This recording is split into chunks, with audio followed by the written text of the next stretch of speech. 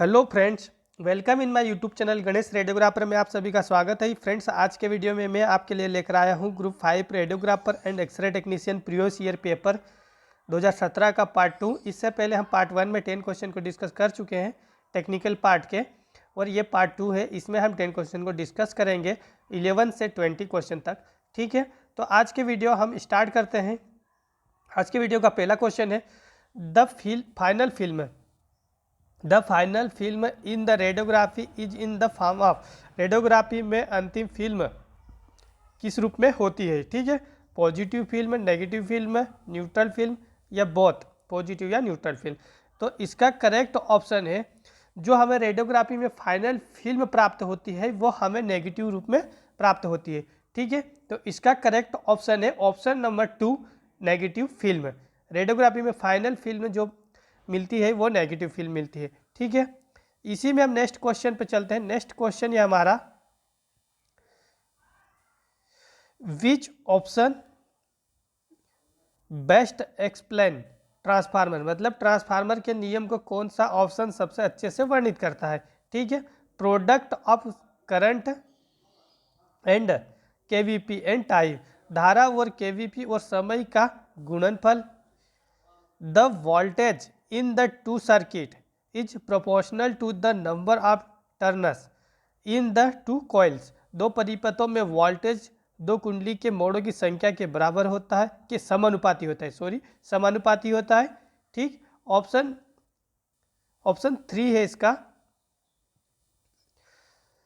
For every action there is an equal and opposite reaction. प्रत्येक क्रिया के लिए एक समान और विपरीत प्रतिक्रिया होती है।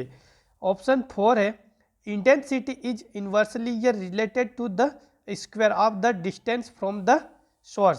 तीव्रता स्रोत से दूरी के वर्ग के व्युत्क्रमानुपाती होती है। ठीक है, तो हमें इसमें देखना है कि जो ट्रांसफार्मर के नियम को अच्छे से वर्णित करता है। ठीक है, तो ट्रांसफार्मर में दो कुंडली होती है, प्राइमरी और सेकेंडरी कुंडली कॉइल होती है। ठीक है, तो उसमें क्या, जो वोल्टेज होता है वो उनके फेरों की संख्या के समानुपाती होता है। ठीक है, तो दो परिपथों में वोल्टेज दो कुंडली के मोड़ों फेरों की संख्या के समानुपाती होता है। ठीक है, और ट्रांसफार्मर फैराडे के अनुसार विद्युत चुंबकीय प्रेरण के सिद्धांत पर कार्य करता है। ठीक, ये भी ध्यान रखना, म्यूचुअल इंडक्शन के सिद्धांत पे कार्य करता है। ठीक है, और ये अल्टरनेटिव करंट पे कार्य करता है। ठीक है, ये ध्यान रखना। तो इसका करेक्ट ऑप्शन है ऑप्शन नंबर 2, दो परिपथों में वोल्टेज दो कुंडली के मोड़ों की संख्या के समानुपाती होता है। ठीक, ये ध्यान रखना है ट्रांसफार्मर के संबंध में।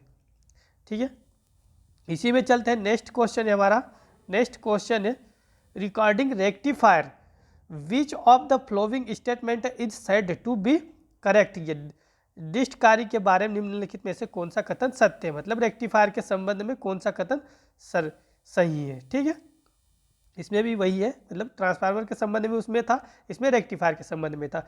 तो रेक्टिफायर क्या होता है वो देख लेते हैं। रेक्टिफायर के जो मतलब कौन सा कथन सही वर्णन कर रहा है।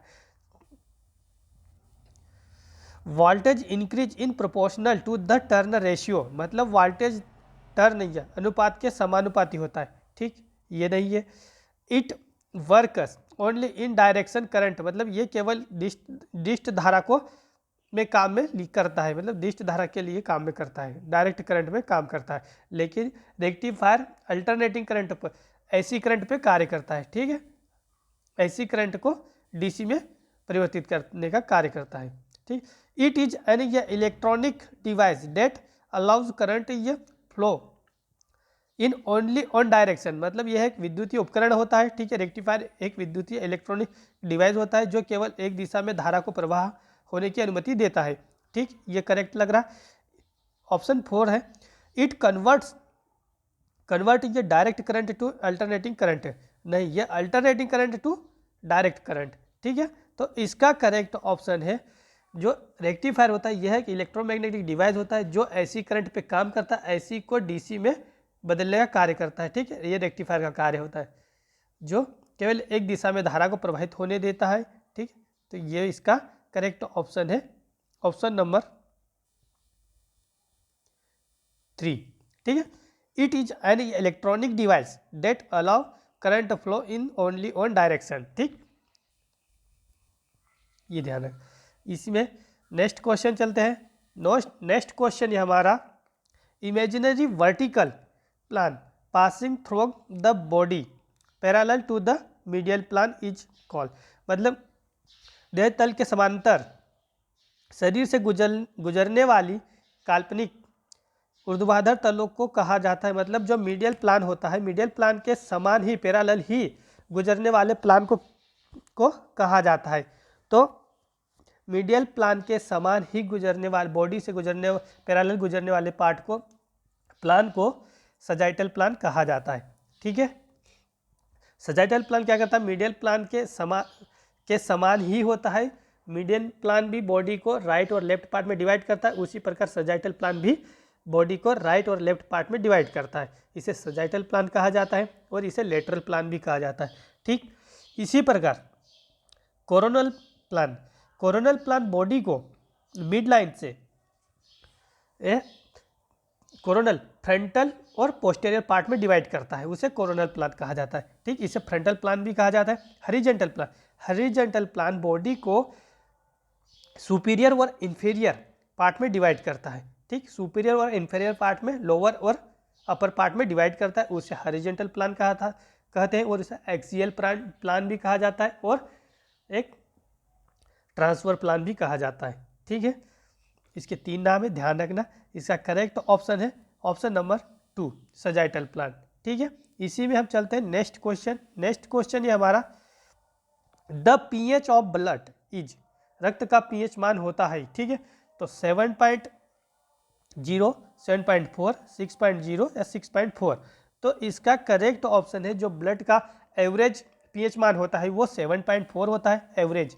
ठीक है, और इसके अगर 7.4 नहीं होगा तो 7.3 भी हो सकता है, 7.45 भी हो सकता है। ठीक है, एवरेज है 7.4 और ऑप्शन में अगर 7.4 नहीं होगा तो 7.35 भी हो सकता है, 7.4 भी हो सकता है, 45 भी। ठीक, तो इसका करेक्ट ऑप्शन है ऑप्शन नंबर 2। ठीक है, ब्लड का एवरेज पीएच मान होता है 7.4। ठीक, इसी में हमें ध्यान रखना है, यूरिन का पीएच मान अगर पूछा जाए, यूरिन का भी पूछा जा सकता है। यूरिन का पीएच मान होता है 4.6 से 8.0 तक यूरिन का पीएच मान होता है। ठीक, ये ध्यान रखना। और इसी में अगर बाइल जूस का भी पूछा जा सकता है, बाइल जूस भी हमें पता होना चाहिए। तो बाइल जूस का होता है 7 से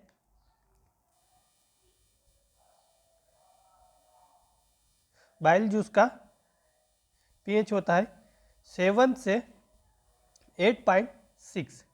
ठीक है, ये बाइल जूस का पीएच मान होता है, ये भी याद रखना। ठीक है, इसी में हम चलते हैं नेक्स्ट क्वेश्चन।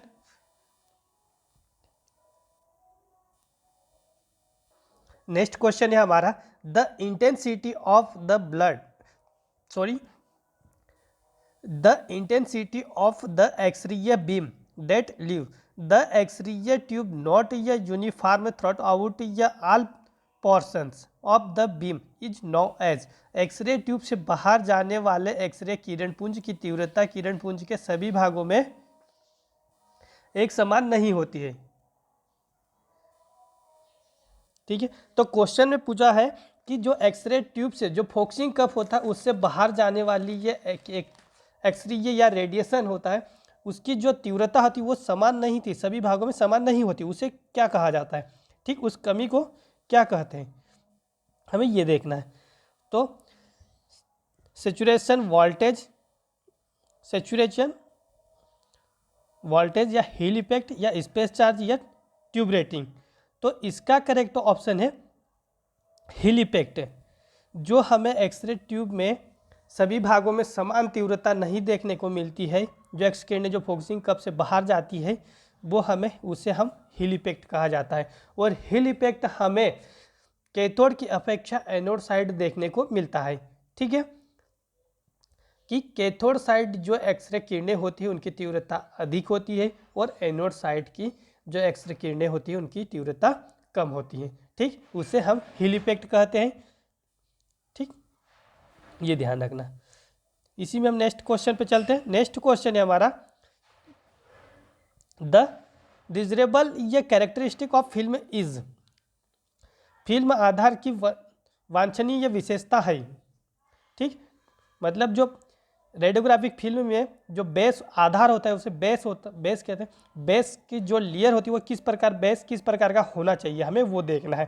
ठीक है, तो ट्रांसपेरेंट या एंड या ट्रांसमिट लाइट यूनिफॉर्मली, मतलब समान रूप से स्पष्ट और संचारित रूप, मतलब संचारित प्रकाश वाला होना चाहिए।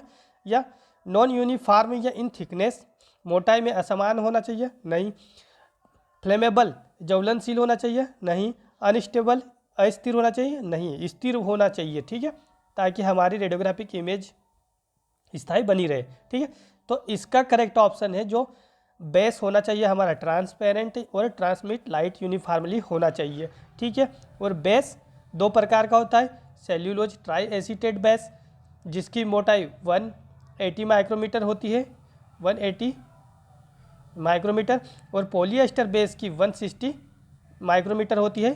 ठीक है, पॉलिएस्टर बेस पतला होता है और ट्राई एसीटेट बेस मोटा होता है। ठीक है, लेकिन दोनों की डायमेंशनल स्टेबिलिटी समान होती है। ठीक है, दोनों की डायमेंशनल स्टेबिलिटी ये समान होती है। ठीक, इतना ध्यान रखना। ठीक, इसी में नेक्स्ट क्वेश्चन चलते हैं। इसका करेक्ट ऑप्शन है ऑप्शन नंबर 1। ठीक, इसी में नेक्स्ट क्वेश्चन है हमारा, सिल्वर हैलाइड ये crystal are present in the, silver halide crystal are present in the, silver halide crystal में मौजूद होता है बेस में, सुपर कोट में, या सबस्ट्रेटम लेयर में, या इमल्सन लेयर में। तो इसका करेक्ट ऑप्शन है इमल्सन लेयर। जो सिल्वर हैलाइड क्रिस्टल प्रेजेंट होता है वो इमल्सन लेयर में होता है। ठीक है, और इमल्सन लेयर बेस के जो डबल कोटिंग फिल्म होती है उसमें बेस के दोनों साइड इमल्सन लेयर होती है। ठीक है, और सिंगल कोटिंग होती है उसमें सिंगल साइड इमल्सन लेयर होती है। ठीक, और silver halide crystal emulsion layer में होता है। ठीक, इसी में ध्यान रखना कि सिल्वर हैलाइड क्रिस्टल का लगभग 95% भाग सिल्वर ब्रोमाइड होता है। ठीक है, 95% सिल्वर ब्रोमाइड होता है, तथा शेष भाग में, शेष भाग मतलब 5% सिल्वर आयोडाइड होता है। ठीक, ये ध्यान रखना, सिल्वर आयोडाइड होता है। इसी में नेक्स्ट क्वेश्चन पे चलते हैं। नेक्स्ट क्वेश्चन है, energy that pass from one location to another and can have manifestation refers to, जो ऊर्जा एक स्थान से दूसरे स्थान तक जाती है और कई रूपों में प्रकट हो सकती है उसे कहा जाता है रेडिएशन कहा जाता है, आयनाइजिंग कहा जाता है, रेडॉन कहा जाता है, या नॉन आयनाइजिंग कहा जाता है। ठीक है, तो इसका करेक्ट ऑप्शन है जो ऊर्जा या एनर्जी होती है वो एक स्थान से दूसरे स्थान पर जाती है और कई रूपों में प्रकट हो जाती है उसे कहा जाता है रेडिएशन। ठीक, विकिरण कहा जाता है। ये ध्यान रखना, जो एनर्जी एक स्थान से दूसरे स्थान पर जाकर कई रूपों में प्रकट होती है उसे रेडिएशन कहा जाता है। ठीक, ये ध्यान रखना है। इसी में नेक्स्ट क्वेश्चन चलते हैं, वीडियो का लास्ट क्वेश्चन है, is a vascular connective tissue present in the cavity of the bone which different is compensation is different ये बोन एट डिफरेंट ये एज, अस्थि की गुहा में मौजूद एक संवहनीय संयोजी ऊतक जिसकी मात्रा विभिन्न या आयु में विभिन्न हड्डियों में अलग अलग होती है। ठीक, हमें मनुष्य के मतलब बॉडी में जो पाए, ऐसा कौन सी मतलब ऑप्शन में जो दिया गया है, कार्टिलेज, बोन मेरो, या ब्लड, या फाइबर, इनमें से कौन सा ऐसा है जो अलग अलग आयु में अलग अलग हड्डियों में पाया जाता है। ठीक है, तो cartilage, bone marrow, blood, fibre. तो इसका करेक्ट ऑप्शन है option number 2, bone marrow. Bone marrow हमें कनेक्टिव टिश्यू वो प्रेजेंट इन द कैविटीज, तो ये बोन मेरो हमें अलग अलग आयु में अलग अलग हड्डियों में देखने को मिलता है। ठीक है, रेड बोन मेरो और येलो बोन मेरो। ठीक है, तो इसका करेक्ट ऑप्शन है बोन मेरो। ठीक, थैंक यू फ्रेंड्स, आज का वीडियो कंप्लीट हुआ। 10 क्वेश्चन को डिस्कस कर लिए हैं। अगर वीडियो अच्छा लगा हो तो लाइक एंड सब्सक्राइब जरूर करेगा और उन सभी फ्रेंड्स तक शेयर जरूर करें जो ग्रुप 5 आने वाली ग्रुप 5 की एग्ज़ाम देने की या प्रिपरेशन कर रहे हैं। ठीक है, मिलते हैं नेक्स्ट वीडियो में 10 क्वेश्चन के साथ। Thank you so much.